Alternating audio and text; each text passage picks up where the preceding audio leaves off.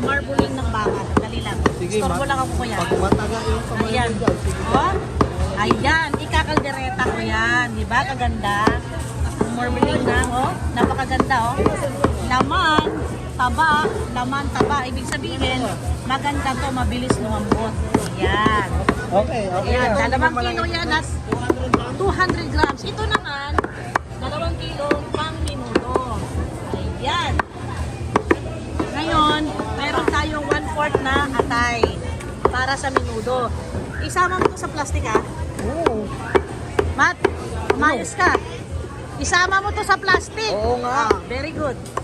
Ito naman para sa laing. Ayan, sa laing. Ninang, may taba ka na, no? Anong tawag dyan? Yung hinihila na taba, anong tawag dyan? Oo, ayan. Pahingi ako. Masarap yan sa laing, Ninang, di ba? Oo. Ay, mangungutang ka. Ayan. Taba, nangingi ako para pang-isa ko sa laing kasi gusto ng anak ko laing. Ano mangungutang? Ano kala mo sa akin yan? Puro? Ha?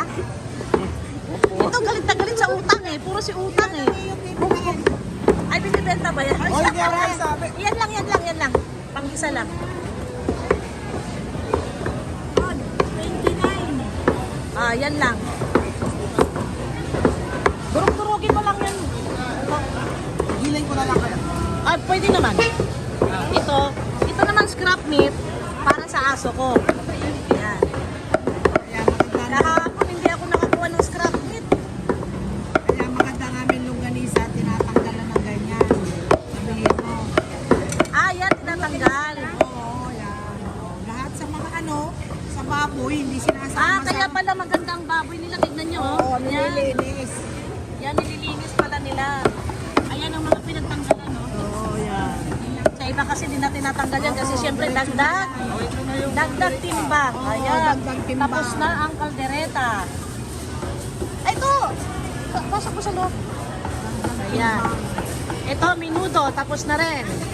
Ito maganda rin ito mga kaldereta. Oh. Ayan o. Wag na. Tama na. Wala na sa budget. Sama ka sa vlog yan. Ay, syempre.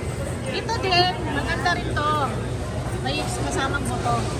Ayan. Ladera. 380 ang kilo niyan. Yung binili ko, ito, 400 ang kilo.